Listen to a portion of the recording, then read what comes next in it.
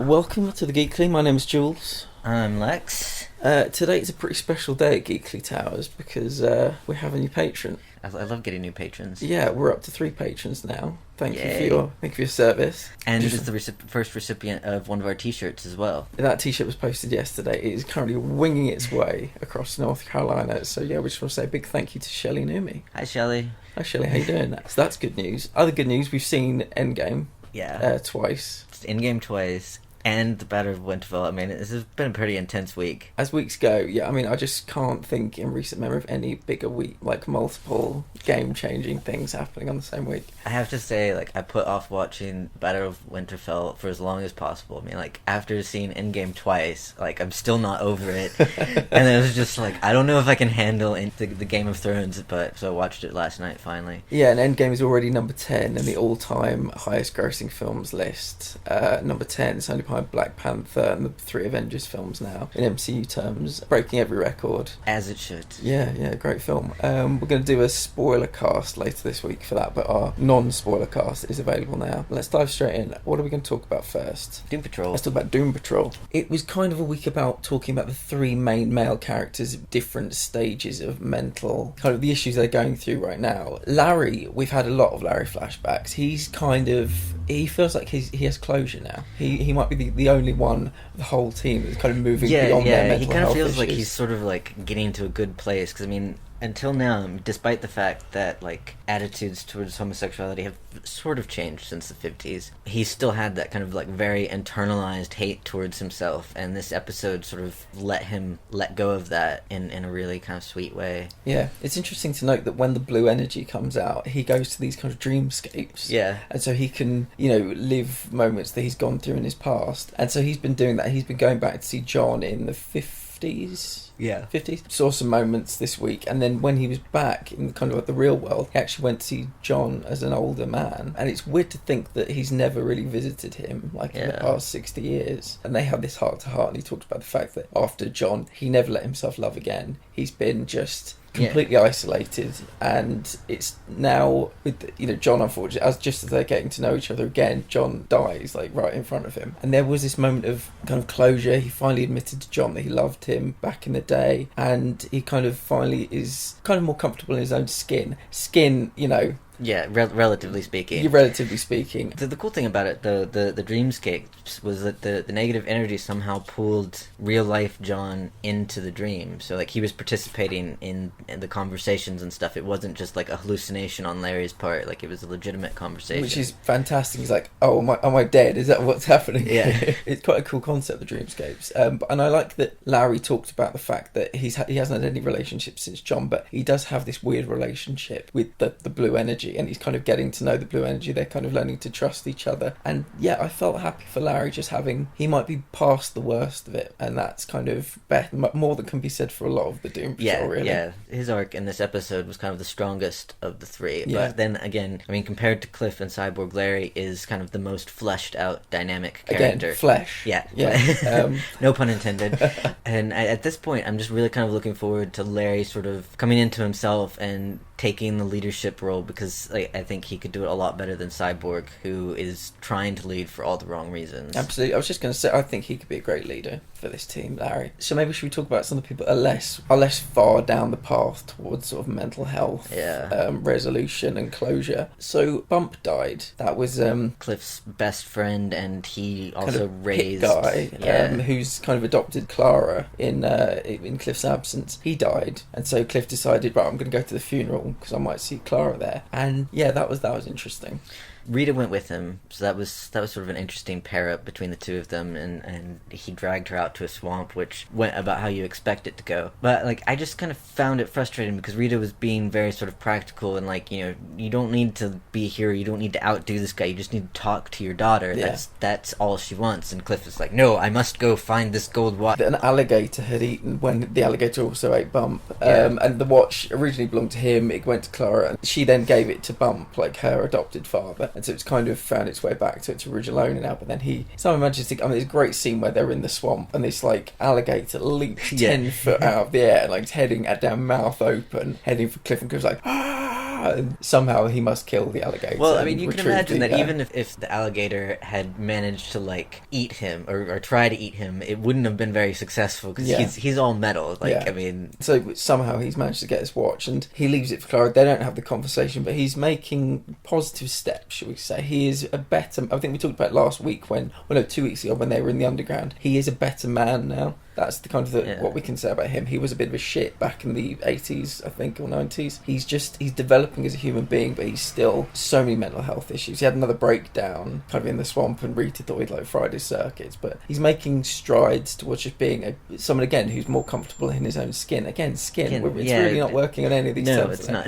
So that's those two. Cyborg, probably my least favourite member of the team. Kind of think the show would be good without him. Yeah, I wish he would just go away. I did kind of like that Jane was with him this week, because she doesn't take any shit. Yeah. So, he was kind of doing his cyborg thing, and she was just like, look, dude, get a grip. I mean, how would you feel if, like, you were cyborg, and suddenly you found that you were more cyborg than you thought you were? It's quite a confusing situation, wasn't it? It is a bit, but, like, I mean, personally speaking, I think it would be really awesome to be a cyborg, so I would be like, yeah, cool. You'd probably want to be mostly cyborg. I would want to be like, mostly you want to cyborg. Maybe like 99% brain and heart are kind of there. I am totally cool with abandoning my physical body altogether. Like, if they ever develop a thing where you can download your consciousness into, like, an android body, like, I will be first in line for that. I feel like that's a bit bonus content that we're going to have to do a whole hour talking about what we do if we were cyborgs. So I think he thought he was like 50% or something. It was like 43%, and now he's 60-something percent. 63%, yeah. And then he starts, like, cutting into his arm, and there's no blood, there's no flesh, there's no bone. His arm is hollow. It's also part of the kind of construct of him being a cyborg. What kind of headspace do you think he's in right now after discovering that? I mean, that's pretty traumatizing. Obviously, you are partly cyborg already, but to, like, he has arms that look like arms, like fleshy arms, and they're hollow, and you've got to think about the explosion or the thing that killed his mum. Like, how much of him was, like, wrecked, during that explosion? I don't know, because I mean, like, in the Justice League movie, it was basically his head was all that survived, and the rest of him was kind of like cyborg. This cyborg seems a bit more human, but after him cutting into his arm, kind of brings up the question of, like, is that actually skin, or is it some sort of synthetic material? It's synthetic at this point. Yeah, so presumably most of him died. I think the interesting thing is that it's kind of put him at odds against Grid, which is kind of like his operating system, and Grid seems to be doing things that it thinks are beneficial to Cyborg. Grid seems quite malevolent, a bit mischievous. A little, like, it's kind of, it's like it coexisting with Hal. Yeah, I was just going to say exactly the same thing. Like, he's participating in that kind of tradition of creepy AI entities who come across as very jovial and polite and stuff, but are really quite dark and malicious.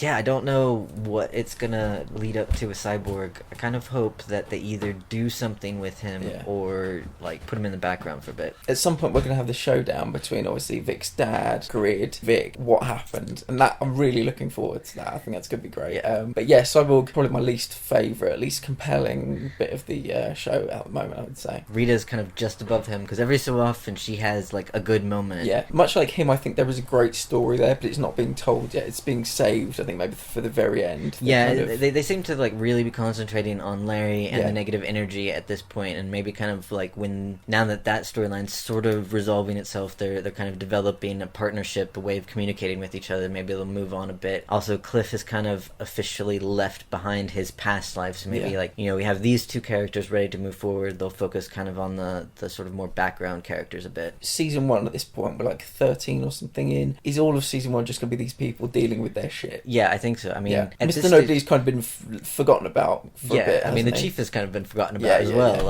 It's so weird, because normally, like, a show like this that didn't seem to have much direction would be kind of frustrating. Whereas, like, I mean, you never know from week to week what's going to happen on Doom Patrol and what they're going to be doing and what sort of shenanigans they're going to be doing. But somehow with this group, it works well. I've had these thoughts this past week. This is a serialised show, and but we're getting it weekly episodic. I kind of wish this may have been dropped in one go, rather than, because when you get it weekly, you kind of want there to be maybe like a villain of the week or a crime of the week or whatever. I am enjoying it, but the week to week kind of lack of direction can be a bit frustrating. I think just having maybe it being dropped like a Netflix. I think like by the time we get to the end of the season, or at least I hope by the time we get to the end of the season, we'll be able to look back and see kind of an overarching theme through the whole season that isn't necessarily, as opposed to say the Arrowverse shows, I don't think like each episode of the Doom Patrol doesn't necessarily have an arc or a resolution. Yeah. It's kind of, you know, it's like a serialized season, and in Arrowverse you get kind of a procedural episode of the week issue that was resolved, and they tend to come back to like the beginning again for the next one, which that works episodically. But for this, the only frustration I have is that some weeks I don't just want mental health. You know, some weeks it would be nice if they were doing something like Downing Street was a great example of what a kind of thing they could do that was also involved in mental health issues but involved plot progression. So maybe just all dropped in one go I would prefer, but yeah, I'm enjoying it. Okay, let's move on to the Twilight Zone. I was disappointed. I mean, this episode was so heavy-handed in its delivery, and it didn't have kind of like the trademark Twilight Zone kind of twist, thoughtfulness to it. I mean, I'm no Twilight Zone expert, but what I think when I think about the Twilight Zone, I think about subtlety. I think about a social message that's kind of very well hidden behind a kind of Twilight Zone kind of element. But you could if you think harder, maybe in bed that night, you might think, oh, I know what they were talking about. This was, like you say, incredibly heavy-handed, incredibly on the nose. I think my favourite episode this season was Terror at 50,000 feet or 30,000 feet or whatever it was called. I think progressively since then they've actually got worse in my mind. I liked Replay, it just wasn't as good. Last week's, the ending didn't really work. This was just, it was entirely like a Trump allegory. John Cho plays a guy called Raph Hanks. He was the guy. He was like the spin guy, the kind of like campaign manager, PR person. Exactly. And for like, was he the favourite the guy was running for, or just whatever it was? It was one of the final two. They lost heavily. Everybody thought they would win. They thought it was a done deal. Somehow Raph conspired to lose the election. He goes into a bit of a tailspin. 2 or 3 years later, this viral YouTube sensation, 11 years old, and one day I'm going to run for president. And Raph thinks to himself, yeah, let's do it. This kid's getting how many million hits on YouTube. He's a good looking kid. He sings. He's very much in the public conversation at the moment. Yeah, let's do a presidential run. He won't win, but he'll win through, popularity. I'll be back on, the right track. Somebody will hire me for something real. Let's do it. And the kid gets elected to president of the United States of America. It goes about how you would expect it to go. He immediately becomes kind of a very tiny dictator, and all of the adults around him are just like, okay, let's go along with what he's doing. And Raph ends up getting arrested for treason because he's saying, we have a government system here, you have checks and balances, you can't just make laws. Let's quickly just talk about the kind of real Trump parts of it. The kids picture playing golf, and that's a big thing. Trump's been at Mar-a-Lago like 1 million times since he got in. The kids obviously referred to as a spoiled child loads of times, as Trump has in the media 1,000 times. He does this thing about like tariffs, and it's about computer games, but Trump did it to steal in real life, and these things are just like scattered throughout. And so the whole time we're watching it, we're thinking, well, this isn't the Twilight Zone. This is what's happening right now in America. What's the gimmick? Where's the twist going to come from? And there wasn't one. The kid said there will be no more old doctors anymore. And after saying that Raph had a gun, his Secret Service agent shoot Raph because the kid thinks he's turning treasonous, and a child doctor is going to operate on him, and that's it. That's the ending they kind of give us. And where's the what have I learned? What is the show trying to tell me? That's what about the Twilight Zone's thing is. It tries to kind of educate you. It's like edutainment, but there's nothing here. Yeah, there's nothing here. It was especially disappointing because Jordan Peele is so good at layering in social commentary and criticisms and putting forward ideas to ponder and think about in a very sort of nuanced way, and this just had none of that whatsoever. Do you know what's really frustrating? I think Jordan Peele is the narrator, he's the executive producer. I don't think he's involved in the kind of the stories as much as I maybe 6 months ago thought he would be. I think he's just a kind of face to the brand. Yeah, I think I wish he was more involved in the writing of the episodes, because as you said, the past few episodes the quality has kind of gone down progressively. Was your favourite The Comedian? Was that the one you liked the best? Just put you on the spot there. Yeah, put me on the spot now, I've got to remember. Yeah, I suppose Comedian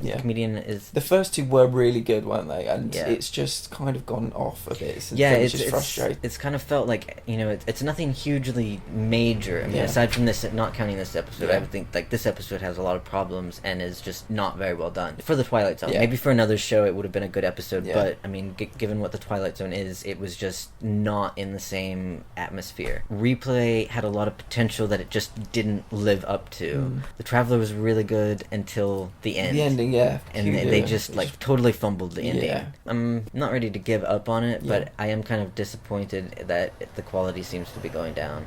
Bit of a thumbs down for us this week. And speaking of thumbs down, let's talk about the Arrowverse. Yeah, let's dive right in. Where do you want to start? Let's start with the Arrow. This was okay. They played the whole let's just trick the police like they always do, and it was okay, but I just feel, again, we've got like 2 episodes till the end of the season. Their focus should be in other places. All of the Arrowverse shows, with 2 episodes to go or whatever, all their focuses are just in the wrong places. The way the first half of this episode was structured, they did that whole thing where, you know, Dinah's interviewing all of them and they're telling their little bits of the story and you kind of piece it together. And I think that can work really well sometimes. It did not work well here. It just disrupted the story. And, I mean, the kind of big reveal that Roy was the one that beat the guards, it wasn't that unexpected. I mean, if you look at everybody who was in there, Roy is the only one who has a history of beating the shit out of people. The only slight wrinkle, it was that you find out that him, Thea, and Nyssa have been out destroying Lazarus pits, which is, yeah, I mean, it's quite interesting. He died at some point along the way, and he's been put into a Lazarus pit. And as we know from Thea and Sarah, you get this bloodlust that only people like John Constantine and a special potion can kind of fix. And so, yeah, it was his bloodlust, and they were all telling these stories to Dinah and this other guy, Pollard. And then towards the end of the episode, you find out that Dinah was there as well. Yeah. So she's also in on the kind of Yeah, con. so then, like, after we have kind of their version of what happened, it goes back and we go through everything that happened again except the like real version, and we see Dinah and everything. I mean, I was really excited for this because Roy was like one of my original first favorite characters. You got the Trinity, and then you got Thea and Roy for the extra special, the meaty missions where you just needed a few more pairs of hands. Yeah, and so like every time he shows up, I love him, and I especially loved seeing him as Arsenal again because I mean we've gotten him in the future scenes, but he's been kind of you know older. And maybe that's why he was banished to the island because maybe the bloodlust just never went away. But I didn't feel like they really... I mean, he did some amazing, like, acrobatic moves, and, I mean, that was kind of basically his whole part. Like, as Felicity said, Roy is so excellent. Parkour, like, and so, I mean, you know, that was kind of fun to watch, but I would have wished they kind of did a little bit more with his character. We could assume it was Roy fairly early on. Yeah. The first thing that came to my mind was, well, he's not a Mirakuru, probably got bloodlust from Lazarus Pit. They name-drop Lazarus Pits as well. So, I mean, if you've been watching this show since the beginning... It's pretty easy to figure out. Yeah, none of this was kind of... You didn't exactly need to be like a rocket scientist to work this stuff out. Then at the end, they just pin the deaths on Emiko. Yeah. Again, just so dark for them. I mean, have they completely given up on Emiko now? Just Felicity says something along the lines of like, okay, well, I guess his sister's redemption is off the table now, and yeah, I mean, it was a kind of like a bottle episode, I guess. Which is okay, but we've got so many plates spinning in the air in all these shows, and I just feel like, why not let's get down to trying to get rid of Emiko, who nobody's really happy with as the villain, let's be completely honest. Let's crack on, let's solve it, and let's move on to the next season. So in Supergirl, we got a little bit more of James' superpowers. He has enhanced hearing and the like laser eye thing. And he's sort of floating 6 inches off his so bed. I mean, he's basically going to be Superman. I mean, I asked you last week, are they, because Tyler Hoechlin or whatever isn't going to be in it properly, are they giving the show another Superman? Is it going to be James? It looks like that's what they're doing, but I think it's such a big mistake. I mean, I think the show is called Supergirl. She should be the only super person in it. And I think to particularly bring in a male character with the same powers as her in the show regularly kind of invalidates her and takes her away from being the lead. Yeah, I mean, she's being Cara Danvers at the moment. She's, trying to write this article on X to bring him down. And that's good. I kind of prefer Cara Danvers. I like journalism. I like the idea of journalism bringing like big corporations down in the real world, let alone kind of fake world. She's kind of, we're not getting Supergirl because she's quite boring and she's like a kind of nuclear warhead, and nothing this whole season has needed Supergirl. Everything has just been just a guy or just a fairly tame meta meta-human. I like that we're getting her. We're getting people like Alex can come to the fore and, you know, shine a bit more with like just her gun and stuff like that. The DEO, Brainy. We get like the lower level kind of heroes. And Dreamer as well. It's great to introduce Dreamer. So that's why she's taking back seat, letting other people shine. So you're telling me they're going to make James Superman. He's going to come in. He's going to be Supermaning everywhere while Kara's writing this article, and that's probably how this season's going to end. I just have nothing but issues with that. It is very problematic. It's laughable. It's. I'm kind of shocked and furious all rolled into one. It would have been so cool. We might still get it, but it would have been so cool. Like Kara and Lena and Alex. You know, this article gets written with help from the sister in this episode. You know, doing something where they're bringing him down, like with justice and through the media, and that's it. Like he's got that way, and he goes back into prison. And when there's a big crossover or whatever, we need Lex Luthor for he can be wheeled out again. That's a really, you know, interesting way to do it. You know, the pen mightier than the capers, she said. But we're not going to get that, are we? No, we're not going to get. I think they're missing a huge opportunity having like the Lena, Kara, Alex trio working together, because I mean they did that. They were excellent last season. Was it last episode or the episode before? They were so good. Yeah, it was sometime one of the recent episodes, and I mean it was so good having the three of them together, and because it's, I mean, been a really long time since we've had all three of them together, and I mean in that context it was Supergirl, not Kara, working with Lena. And you just reminded me of something about this episode, which I also found problematic. Lena just suddenly having beef with Kara for not being around for 2 minutes. To be fair, Kara has kind of been absent for most of this season. We haven't seen a whole lot of her, and particularly when all the shit was going down with Lena, Supergirl was there, not Kara. And so you can kind of understand, like, I mean, Lena went through some pretty traumatic things. She's carrying this guilt about helping Lex and believing him even though she knows that he can't be trusted. And like she said, her best friend wasn't there. I feel like years of goodwill in the seasons 1, 2, and 3, and she was just so cold. I didn't really. But I mean, they made up fairly quickly. Exactly. So what was the point of it? Like, I just wish they just kind of, oh wait, I'm sorry I haven't been around. Yeah, I've been writing this article. Oh, all right, I forgive you, and then just move on. Well, it's because Kara came for information on the article. She didn't come to see her friend Lena. She came to see Lena, the source. And I think it would have been different if Kara had showed up and been like, I've been really preoccupied with this article. How are you doing? But she didn't. And Lena kind of rightly said, look, you know, I'm not just a source for your career. You know, we're supposed to be friends, and you're not acting very much like a friend. And Kara said, you know what? You're right. I'm sorry. I haven't been a very good friend to you. Let's do something about that. That's a good take on it, actually. So James is going to be Superman. He's going to probably do something very Superman-y to fix Lex. I get the idea that James Olsen has been kidnapped, like 13, 14, 15 or something? Many times. Too many times by Lex Luthor for it to be plausible. He deserves kind of redemption, some kind of closure for this whole Lex debacle. But again, him as the man getting closure would have been interesting, rather than him. I mean, Lex has powers. He had power now. James had power now. I feel like they're setting it up for a big fight where James takes Lex down. And again, I think that is robbing Supergirl of something very important in her own show. If anyone in Supergirl should take down Lex, it should be Supergirl. Or maybe even Lena. Or Lena, somehow. Yeah. I mean, like, I would be okay with that, because, like, Lex is probably more to her than anybody else. And she is kind of responsible for his superpowers and everything, so that would be kind of a bit of redemption for her, and, like, undoing her mistake. Making James kind of super and lining him up to do that, it just another story about a super powerful guy saving the day. And I mean, we had so many stories like that. We do, and it's another, in this show specifically, another situation of just an overpowered person who never really gets tested, because Supergirl, you know, the ending result of this is they're going to Kaznia next week, probably. She's going to have a confrontation with the other Supergirl, presumably, and that's the only person since Reign that's been kind of worthy of Supergirl. Do you think they can take away his Harrenhal powers? I don't know, but so far they haven't been able to, because Lena tried and the heart exploded. Yeah, so they probably will after the fight, but if they don't, season 5 will just be 2 really strong super people. Probably potentially 3, because, you know, I can see them saying, like, getting Kara to win over the Red Daughter, and having them join their side. They'll take a hemisphere each, maybe. Yeah, they'll divide the world.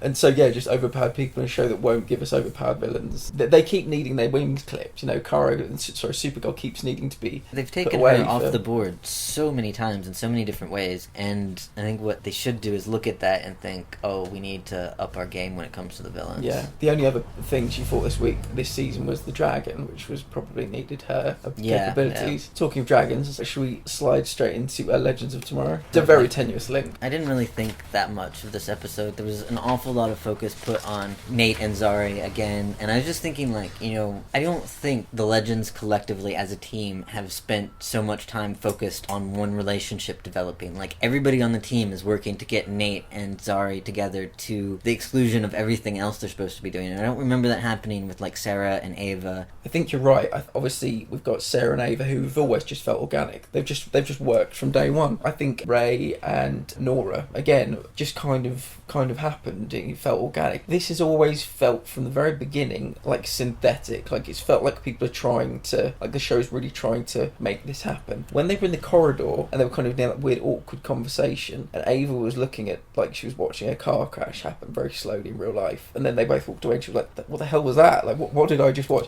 That's kind of how I felt the last 5 episodes. What am I watching? Zari's such a great character. When I think we found her in the future. I have to go and rewatch that episode, actually. She was kind of this cold, embittered person from the future where love wasn't allowed and stuff like that. Nate's always been kind of comic, you know, kind of him and Ray, like comic relief kind of roles. But again, like a really strong individual character.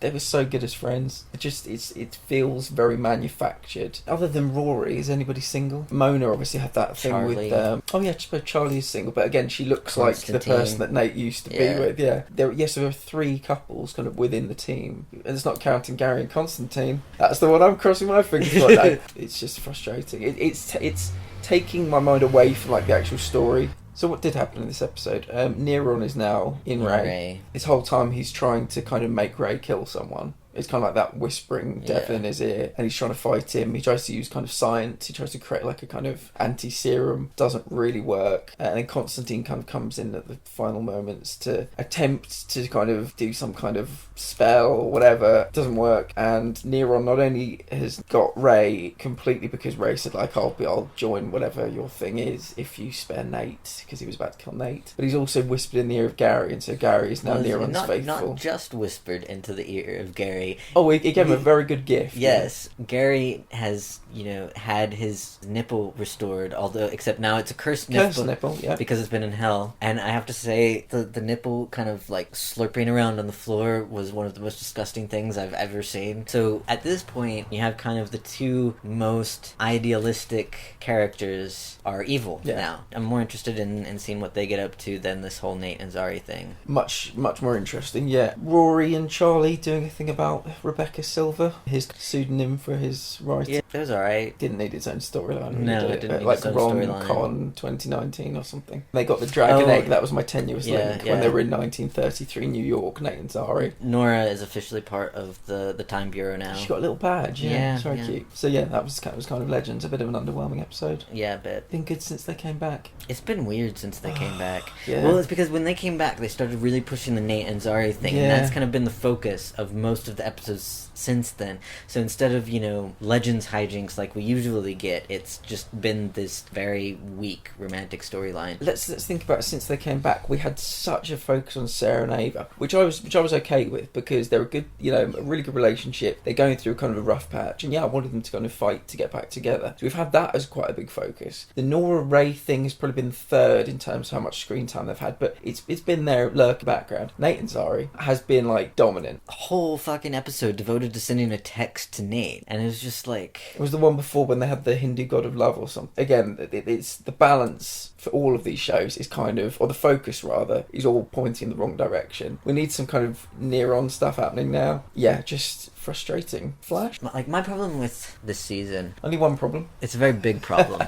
There are a lot of... The main problem is that the emotional beats aren't where they should be. I mean, like, this episode, we had Nora kind of go dark with absolutely no foreshadowing whatsoever that she had this sort of darkness in her. And so, like, I was watching the whole episode just being like, I don't believe this. And Barry apologizing to her. Like, I feel like all of Team Flash is minimizing the, like, teaming up with Thawne thing. Yeah. My issue with this episode, and with a lot of the most recent episodes, is that the show is telling the audience Barry's the villain here because he doesn't think Thorne has the capacity to change, and he doesn't think his daughter is in any way a capable human being. Let's put it that way. He's not wrong. On either count, I would be on his side, completely on his side. Would I have dropped Nora back in 2049 quite as coldly? I don't know. Probably not. I would have sent her back day one. I would have sent her back, yeah, but it would have been like, we'll come visit you, you know, like let's pretend you live like in Australia and we just see each other once every 6 months, kind of, you know, commute kind of thing. Why would anybody trust Thorne? And Iris this week is kind of like, Barry, Thorne's changing. I believe Thorne can change. And at the end of this episode, like, Barry, she's kind of convinced Barry now.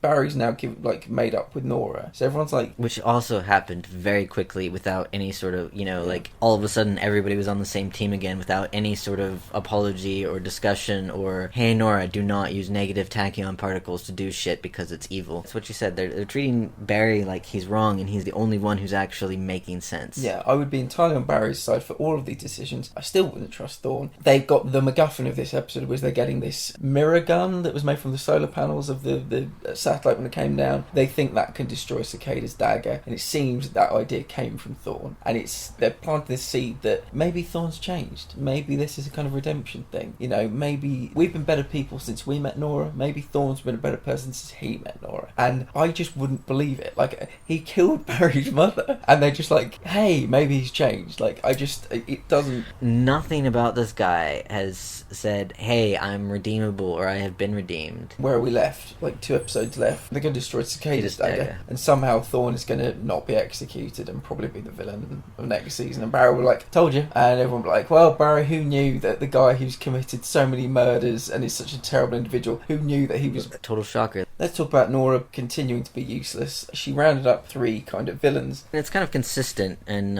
in character that she's just as incompetent as a villain as she is as a hero. It's probably the only thing the writers are getting right, maintaining that consistency. They've put the groundwork in of her being really ridiculously bad at everything, and this is kind of the payoff. The Weather Witch, some woman who's something to do with bees from probably 2 or 3 seasons ago, who I completely forgot about, and Ragdoll. Always a pleasure to see Ragdoll, and must admit. Again, they underutilized him. You have this really interesting villain, and he basically was told to guard the hostages. Yep. He's almost like a kind of henchman level kind of in this show, which is frustrating because he's got a great look, it's a great gimmick. Yeah, I'd love to see more of him. Anyway, she rounds those 3 up, and they form a team called like the Young Rogues, and they betray Nora. Surprise, surprise. And she outs her dad as the Flash. Surprise, surprise. Thank God, like, team basically pull a miracle of all looking like bodyguards. They do the hologram thing. Yeah, they get smuggled in, and they were able to save Nora. So these 2 people now know who Barry is, and presumably they'll be locked up, but it's just half of that city knows who Barry is. And after all that fuck-uppery, and Nora giving Barry the red eye during it, yeah, he apologises to her. Iris is like, we love you and we're never going to send you away again. And it's like, when are they going to send her home? Like, for 5 seasons, all we've heard about is like the danger of messing up the timeline and the consequences of messing with the timeline, and like having Nora in the present is just continuously fucking up the timeline for the future. Yeah. So we're going to get 2 conclusions to this show, one or the other. We'll be shown that Thorne has changed, and Barry will be just made to look like a complete arsehole who somehow was wrong and somehow Nora was correct. That's one example. Or the other will be that everybody was wrong about Thorne except Barry, and he'll break out, and then they will have a confrontation. Someone's going to look very silly, and I imagine it's going to be Nora, but I'd hate if they forced on us like that Nora was right the whole time and she miraculously changed Thorne to be a good person.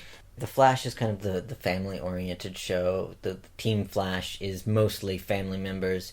But it's like Barry has lost some of his authority. He's been the kind of superhero for the past 5 years. He's been the one out there on the front lines with Caitlin and Cisco. And Iris and Nora have kind of come in and taken over the team, and now, you know, what they think is what happens, and Barry just sort of goes where he's told to go. The good thing about these shows is when they're like in their first season, it's that the hero or whether it be like Supergirl or whether it be like Oliver Queen as Arrow, they can do whatever the fuck they want. when you get to season 3 and get to season 4, and you just, for whatever reason, have so many people now in their, base or their secret hideout, everything is decision by committee, and everything that happens in Flash has to be kind of run up the ladder. Barry can, like taking Nora to the future, can just impulsively do stuff still. But then everybody's pissed at him. Everybody's pissed on him, exactly right. Every time he wants to do something, it's, let's kind of run it up the ladder. And he should be at the top of the ladder. But Iris is.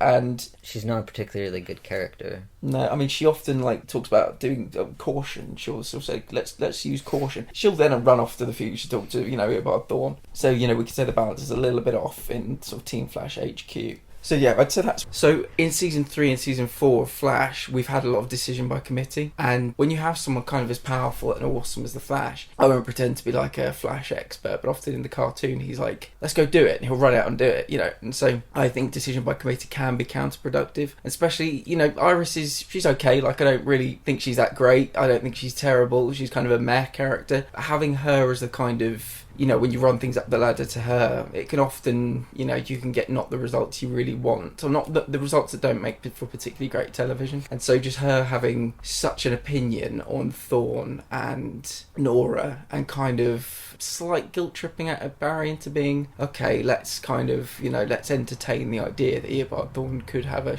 streak of good in him as a result of Nora's kind of input. It doesn't work for me. If the show decides to make the ridiculous decision of making Eobard Thawne have this shred of goodness in him, and Barry's made to look kind of a bit foolish, I don't want that. I want Thawne is the reverse Flash. He's like Barry's greatest enemy. Let's just keep him as that. And if he doesn't have that shred of good in him, I want Iris to be contrite. I want her to be kind of, God, I was so wrong. Who knew that the guy that killed your mother and all this was actually irredeemable? I know, I'm as shocked as anyone. That's what I feel about the Flash at the moment. So yeah, that is... We will, at the end of the week, be releasing a bonus episode on the Battle of Winterfell. You can follow us on Twitter at GeekNerdPod, or on Facebook /The Geekly, patreon.com/geeknerd. Thanks again to Shelley Numi. Our t-shirt is heading your way, so I hope you enjoy it. And if you want to get a Geekly t-shirt, just go to Patreon and sign up for our $5 tier, and it will be yours. See ya. Bye.